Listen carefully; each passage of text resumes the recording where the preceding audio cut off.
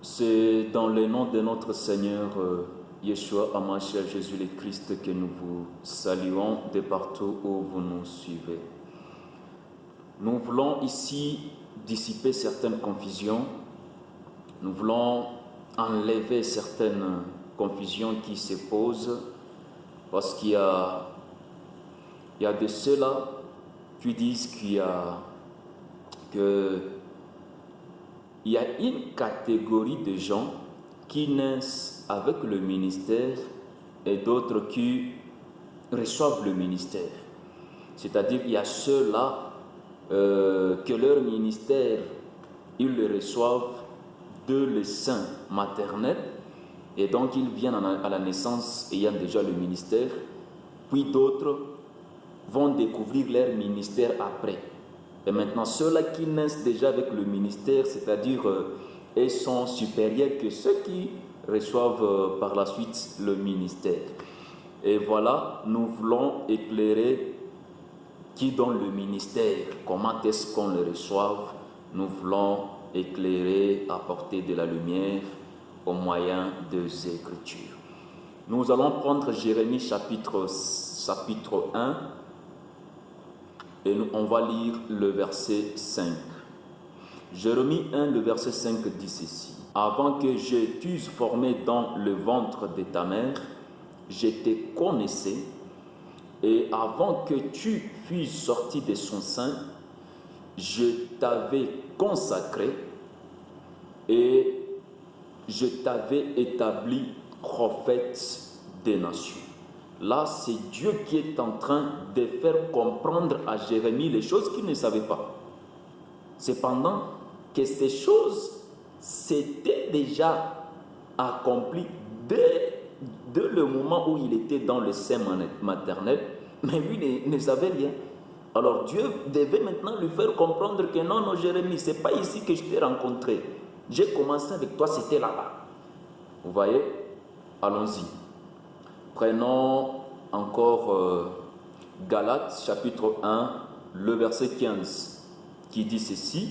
« Mais lorsqu'il plut à celui qui m'avait mis à part dès le sein de ma mère et qui m'a appelé par sa grâce. » Vous voyez, l'apôtre Paul ici est en train de faire allusion à la pensée de qui?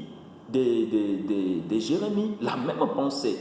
Parce que lorsqu'on est mis à part, c'est-à-dire on est consacré, on est réservé pour une mission quelconque. On est comme le jardin qui est en Éden et qui est mis à part. Vous voyez au moins ce qui se passe là-bas. Maintenant, il y a ceci. Jérémie, de le sein maternel, Dieu l'avait consacré et Dieu l'avait établi prophète des nations. Mais lorsqu'il est venu à la naissance, il n'a pas directement commencé son ministère.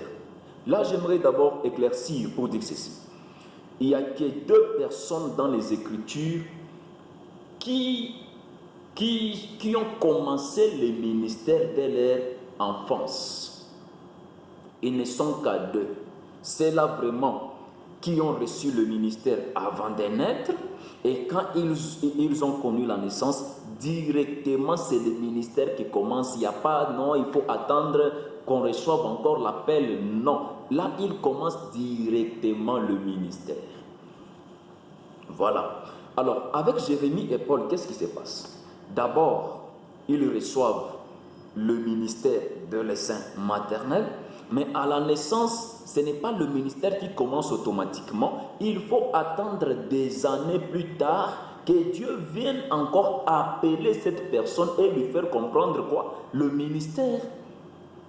Vous voyez au moins. Le cas de Paul, dès le sein maternel, il était déjà mis à part. Mais ce n'est pas à la naissance qu'il a directement manifesté les signes de son ministère ou qu'il a directement commencé son ministère. Par contre, il était le persécuteur de l'Église pour dire qu'il était vraiment contre l'évangile de Jésus. Alors, des années plus tard, Dieu va maintenant le faire quoi? Lui lancer l'appel. Lorsqu'il répond à cet appel, il devient maintenant ministre de la parole. Là, il va maintenant vivre ce qui s'était déjà dit avant même sa naissance. En soit, qu'est-ce qui se passe? Dieu dit à Jérémie, je te connaissais bien avant. Cela veut dire quoi? Cela veut dire, toute personne qui est aujourd'hui ministre de la parole, avant que tu ne sois ministre aujourd'hui là, Dieu savait déjà que tu seras ministre. Dieu t'avait déjà prédestiné. Donc, les choses que tu vis aujourd'hui n'est que le résultat de la prédestination. Dans les plans de Dieu, dans l'éternité, Dieu savait déjà que tu seras tel, tu vas me servir à ça, à ça, à ça.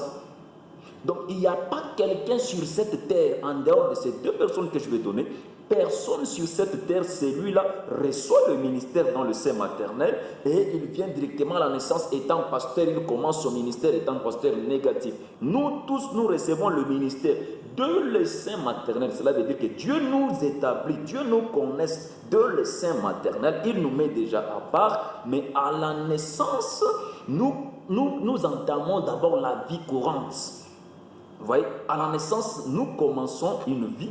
Puis plus tard, nous allons maintenant recevoir l'appel de Dieu au ministère pour les devenir maintenant. C'est là que nous allons prendre Luc chapitre 1. On lit les premiers et les deuxièmes versets. Luc dit ceci. Plusieurs ayant entrepris de composer un récit des événements qui se sont accomplis parmi nous, suivons ce que nous ont transmis ceux qui ont été des témoins oculaires dès le commencement et sont devenus des ministres de la parole. Ici, c'est Luc qui explique la manière que l'histoire s'est passée. Ceux qui étaient les témoins de la mort et de la résurrection de Jésus dès le commencement de l'évangile là, aujourd'hui maintenant, ils sont devenus des ministres de la parole. Vous voyez ce qui se passe. Donc, Dieu sait déjà que toi, tu vas me servir au sacerdoce.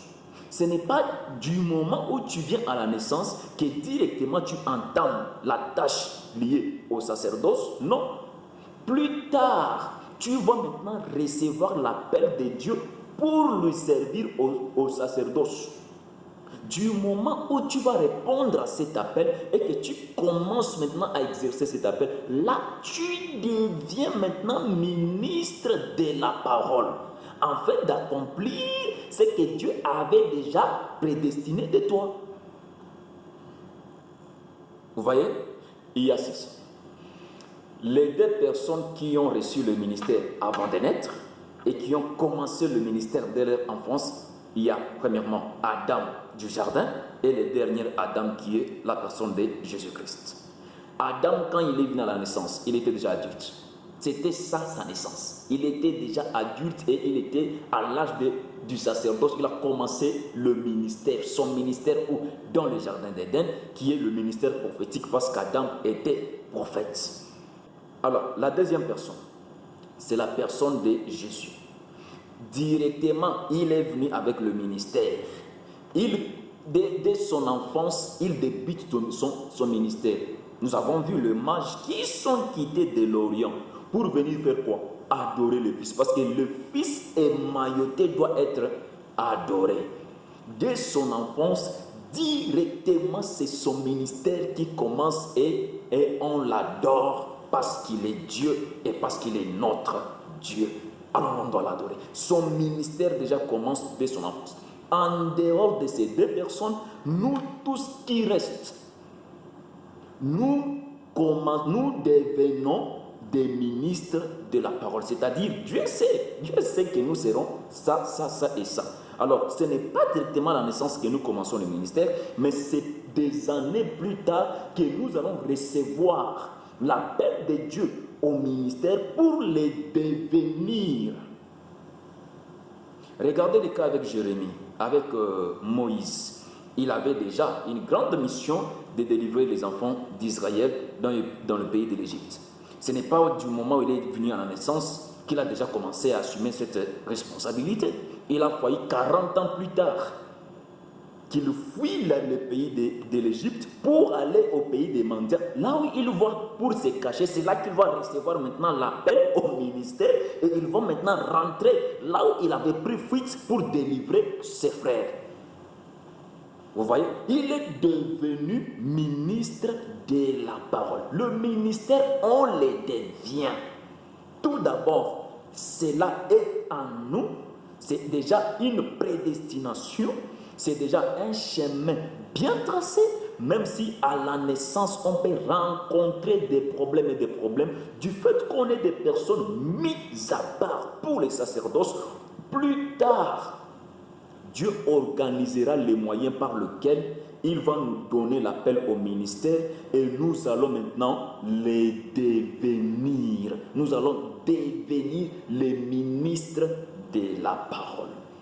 Que le Seigneur vous bénisse. Dieu est capable de faire des grandes choses avec des générations, même 4 générations après toi. Mais c'est seulement si que cette génération reconnaît au moins le Dieu qui est marché avec toi. Lorsque la génération néglige le Dieu qui est marché avec le Père, Dieu qui est marché avec le Père doit abandonner le Fils. Et quand il les abandonne, personne d'autre ne peut les relever. Quand Dieu t'aime et il couvre tes défauts, il ne t'aime pas. Moi j'ai toujours dit, la personne qui m'aime, c'est cette personne qui voit mes défauts, il me les exprime avec amour et humilité. Mais quand tu vois mes défauts, tu ne les couvres et à côté tu m'exposes, là tu ne m'aimes pas, tu me détruis. Peut-être la personne à qui tu exposes mes défauts, c'est un fils ou c'est quelqu'un qui a beaucoup d'affection sur moi. Et tu vois ce que tu vas faire? Tu vas calmer l'amour qui était en lui sur moi. L'affection couvre tout. C'est ce que dit la Bible, non? L'amour couvre tout. Et Élie aussi, son amour a même couvert les défauts de ses fils. Mais le Dieu qui n'a pas d'amour, quand il voit, il se lève et il frappe. L'amour de Dieu ne consiste pas à cacher tes défauts. L'amour de Dieu ne consiste pas à baiser tes défauts. L'amour de Dieu ne consiste pas à couvrir tes iniquités. Quand Dieu t'aime, que tu fais le mal, te met au spectacle. C'est votre serviteur, le docteur missionnaire Seth Moukadi, l'esclave du peuple qui vous aime. Je tiens à vous inviter à vous abonner massivement sur notre chaîne YouTube en tapant justement Dr Seth Moukadi.